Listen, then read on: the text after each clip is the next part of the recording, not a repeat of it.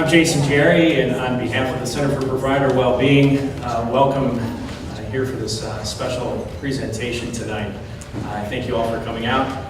Big thanks to the First Health Foundation for making this all possible, and for the very hard work of Suze Kopanek for putting this all together. It is a true honor. It is a true honor to be given the opportunity to introduce Dr. Jeff Gibbons here this evening. Dr. Gibbons joined the medical staff here in 1998 and served as an emergency room physician from that time until 2013. The cynicism that is almost expected of an emergency room physician is, in Jeff's case, apparently more than offset by a healthy dose of humor. It's difficult to talk to any of his colleagues who've worked with him for an appreciable amount of time who won't tell you something about his quick wit and his ability to make people laugh, even in the often stressful and emotionally heavy atmosphere of the emergency room. Since leaving the full-time practice of emergency medicine in 2013, Dr. Gibbons has devoted his services to the wound care clinic. Dr. Gibbons is a pillar of this community, and I think the evidence of that is obvious in the attendance here tonight, and also the attendance in his first talk on Tuesday night. It's also evidenced by the outpouring of love and support by his friends and colleagues over the past few months. In addition to our guest of honor here tonight, let us please also welcome Dr. Gibbons' wife, Sue, and 2 children are not with him tonight. They're on Tuesday. And also Dr. Gibbons' best friend, Dr. Fernando Cobos, who's a former psychiatrist from this community, and who also, ironically, started the Center for Provider Wellbeing. Dr. Gibbons has an important message to share with us tonight about the critical need to reach out for help when you sense that something's not right. Sometimes changes in attitude and demeanor about work, family, and life in general aren't merely manifestations of burnout. Without further delay, let us allow Jeff to tell his story. So in April of this year, I was diagnosed with a glioblastoma. I'm not going to really talk too much about that in particular. What I'm more interested in is what led to the diagnosis. And the story starts on April 12th, which was a Thursday of this year. And I was leaving clinic early because I had an appointment to attend to. And I was being escorted to my vehicle by a colleague of mine, Deborah Beasley. And it was only later on I found out she wasn't just being friendly. But on the way to my car, she noticed that my left leg, apparently I was dragging my left leg. I didn't even notice it. She said, "Dr. Gibbons, what's wrong with your leg?" I said, "Nothing." She said, "No, Dr. Gibbons, what's wrong with your leg?" And I think I showed her how I could make it work just fine, but that did not satisfy her. And at that point in time, she said, "You stand right there." She got her phone out. She called the ladies in the clinic to bring a wheelchair out, sat me down. I don't think they tied me in, but I think that was implied they would do it. And took me to the emergency room over on the Hoke campus where I was working that day. I was probably within 10 minutes over in CAT scan, so I presume I was probably being treated as or looked at as a stroke alert. Rolled back to the emergency room where my colleague Matt Vreeland was the physician on, and made one of my humorous comments about, "Well, tell me what aliens you found on the CT scan." And he said, "Well, actually, we just got off the phone with Dr. Roberson, and yes, you mentioned aliens." And that's when he told me that I had a right frontal mass. So much of what has, everything that has happened since April 12th is a consequence of that moment. But in hindsight, it is what happened prior to that moment that I've learned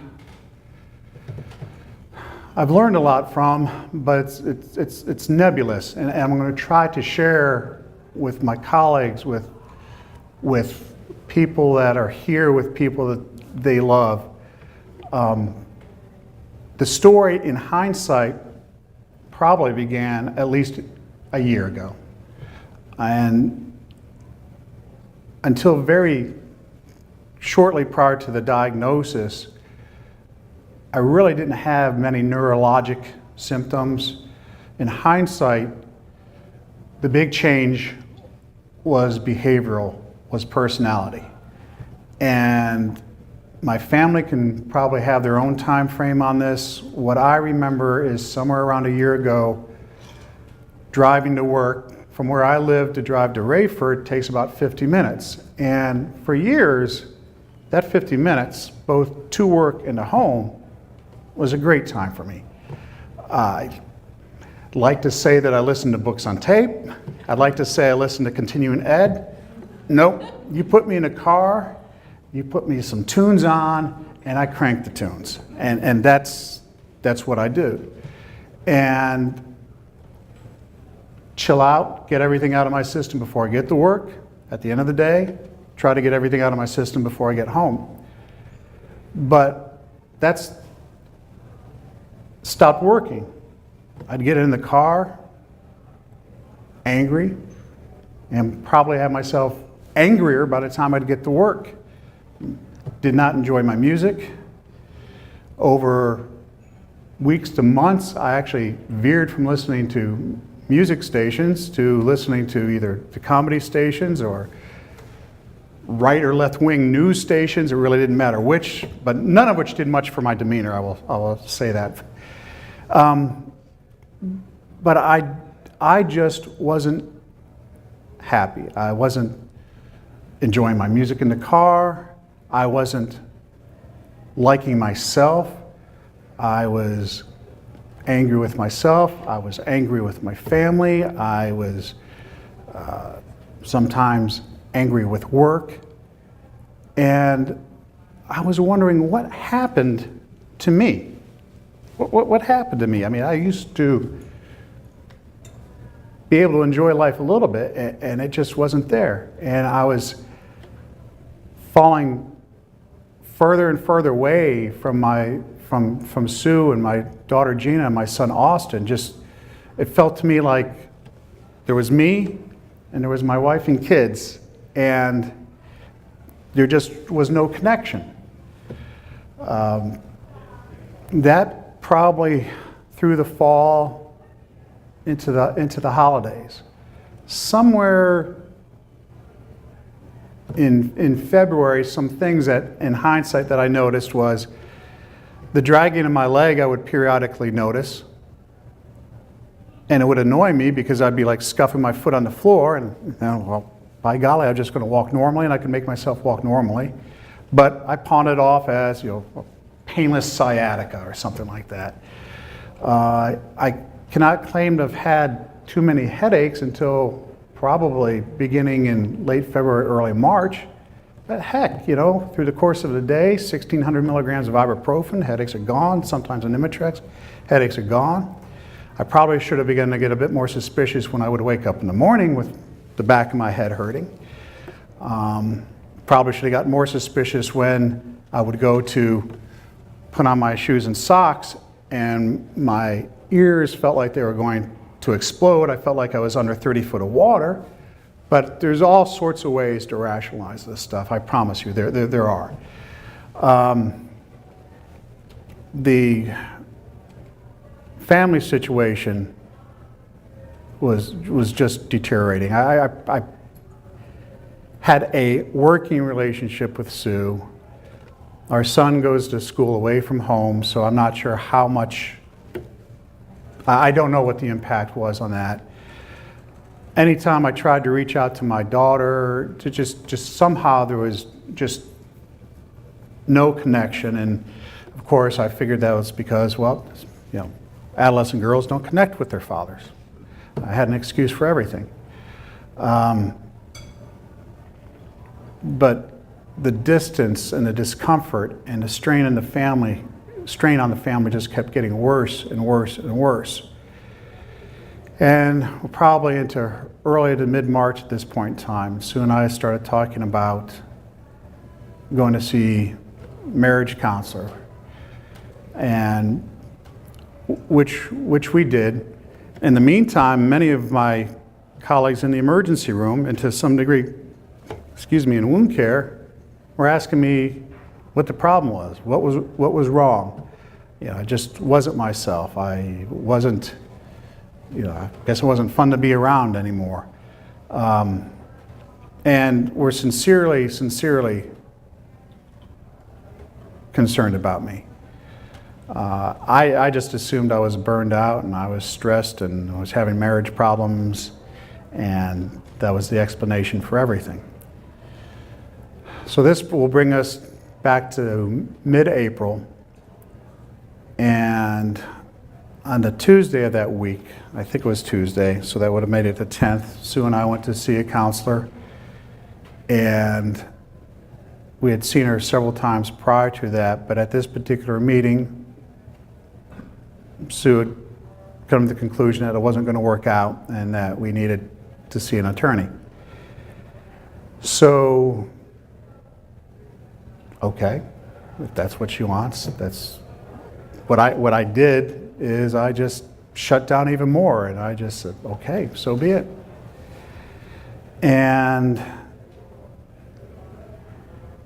a meeting was scheduled for Friday the 13th.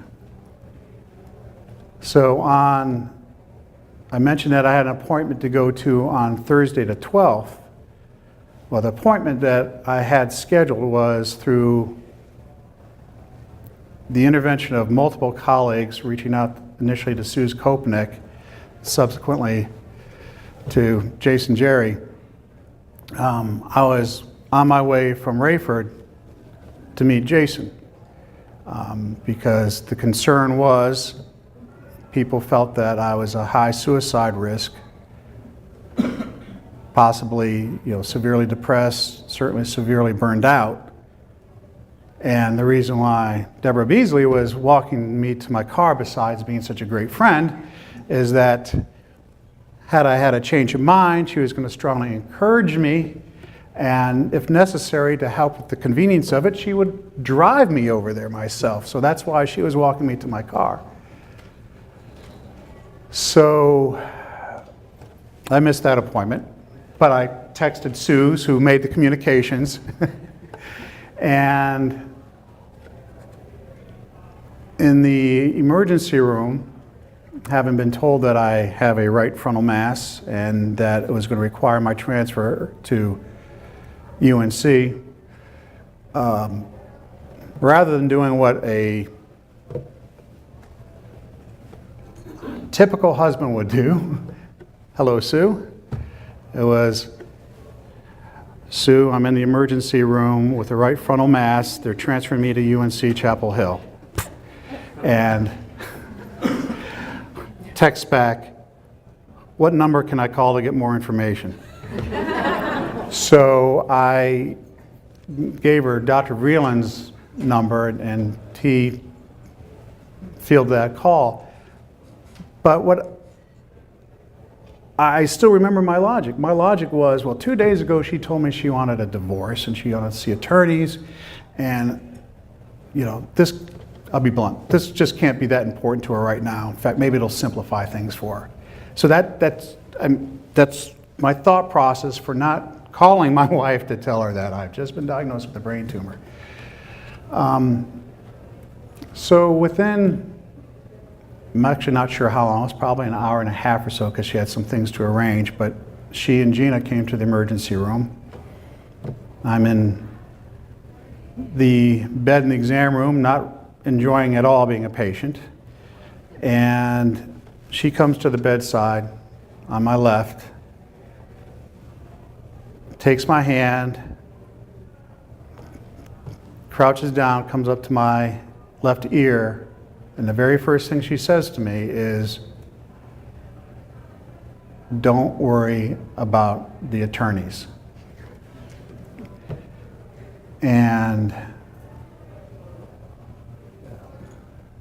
you know, in that whole statement is the genesis of the title of this talk. I thought I was going crazy, but it was just a brain tumor. That diagnosis has been no doubt about it, with regards to my family, has been a blessing. It was the explanation for so much in terms, I guess, my personality changes. You know, I woke up the morning after having surgery, and it was like I woke up, and the first thing I thought was, I don't have headaches. I mean, some man just drilled a hole into my head, but I mean, my headaches were gone, and I didn't have buzzing in my ears. And my family had a somewhat tragic reason for understanding, but knew that I still loved them, and knew that I was still her husband, and my daughter knew that I still cared for her, that I was not trying to throw her away, that I valued her.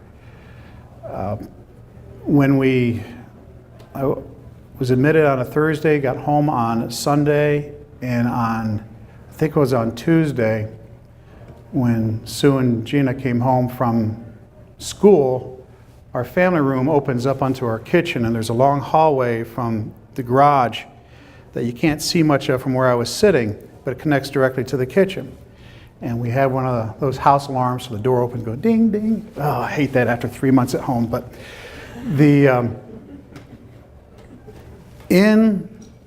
I hear my daughter come in, and she's laughing, and she's giggling, and she's skipping into the kitchen. And I don't know why. I don't know if she just got a text from somebody. I don't know if it was just a good day at school. But it wasn't like happiness. It was joy. And I hadn't seen her like that in so long. And perhaps I just wasn't seeing it. Perhaps I was a cause for it not being there. But I think her knowing and understanding that I truly loved her, maybe that wasn't why she was joyful at the moment, but maybe that allowed her to be joyful about other things. But I sat there and I thought, you know what? I don't want this, but if it's going to be goodness like this that comes out of it, so be it. But the whole thing is, there were so many times in that year where I looked at myself on those long car drives, or when I'm out doing something in the yard where you don't have to think too much about other things, and thought, I'm not happy with my life. I'm not happy with me. I don't like me. I don't enjoy the things that I have always enjoyed. I know I love my family, but why can't I love my family? Long before the headaches and this dragging of the foot, there were so many signals that I just ignored and just figured, well, you know, if I just work harder and I work more, we can get through all of this, and I can, at least, even if they're not happy with me, I can make my family happy. And I thought about calling somebody. I didn't know who to call at the time, but I thought, but I just didn't. I just thought, just plow on, until I couldn't plow anymore. And there have been a large number of people in the emergency medicine world in First Health that were looking out for me, that were planning interventions in IVC. I had been counseled several times by Mrs. Beasley about what's going on with your work. One of my colleagues, Marcus Boyne, was the recipient of me sleeping in an hour past the start of my shift when I was supposed to relieve him. I talked with several people during this period of time and said that if I was somebody looking at me, the first thing I would think about was an alcoholic. And I knew I wasn't. For one reason is within a few weeks before I ultimately got diagnosed, I couldn't find my favorite rum, and I didn't think I'd drunk it all. Well, I didn't find out till later I hadn't drunk it all. But Sue prudently made it disappear. So if it's yourself and your world is not the way you want it to be, maybe it can't be changed. Maybe it can't. But if it's not what you want it to be, reach out to somebody to see. If there's somebody, I can only imagine how scary it was for my peers to start talking to risk management and to start coming up with, the name Barney Fife if I had to be committed to First Health, but I appreciate their concern. I really do. Even people that did not know me well reaching out. I don't have any obvious answers, but if you were happy once before, or if your husband or your wife or your son or your daughter was happy before and you're not now, ask and look, because hopefully there's no reason why you can't be. If you're not who and what you were and you're not at a better place, then check it out and don't ignore it. And hopefully you won't have one of these things.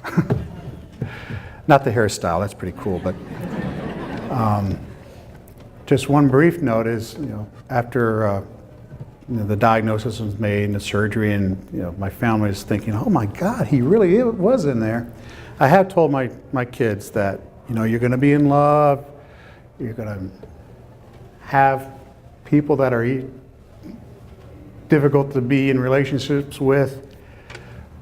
My advice to you is 99% of the time, crazy is crazy.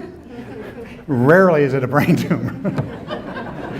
So, but that's my story. That's the prologue. What I want you guys to do, if you're really committed to me, you're going to sign up a list to sign up to see me speak in 2 years, okay?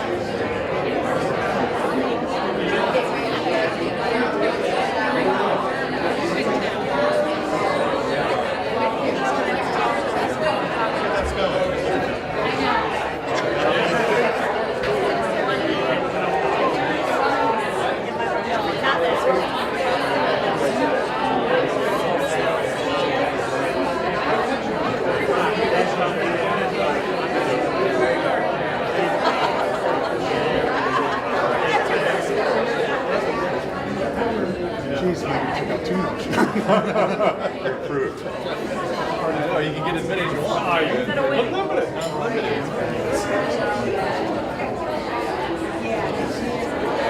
Probably got halfway. So you're quite in style. Just let me know.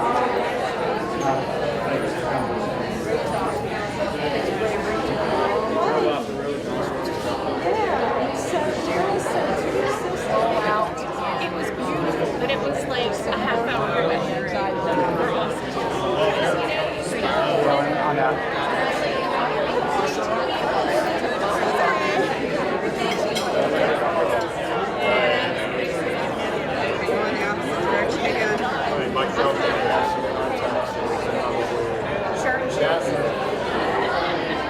But when he came back,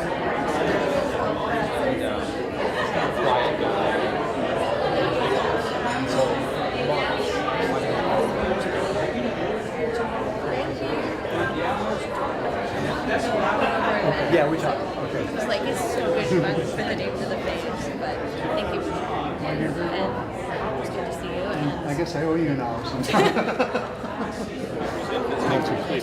Well, welcome. Well, it's probably not much warmer right now. So what are we doing now? I don't know. I guess we're being videotaped. Very well. So anyways, she's still hanging out.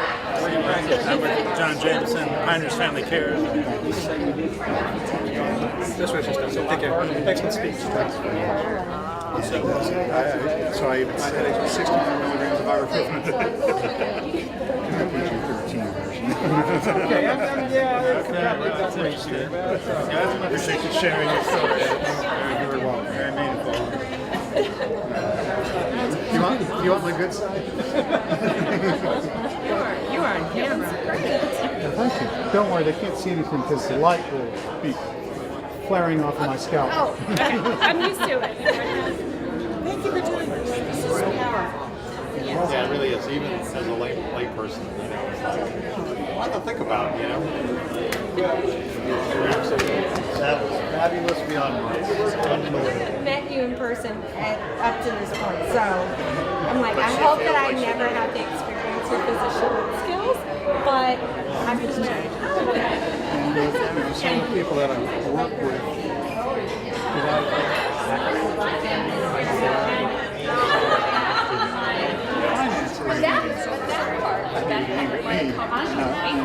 Hey, 9:30 now. Show for that traffic. I thought if I smiled, Oh, yeah, respond back. well, I laugh.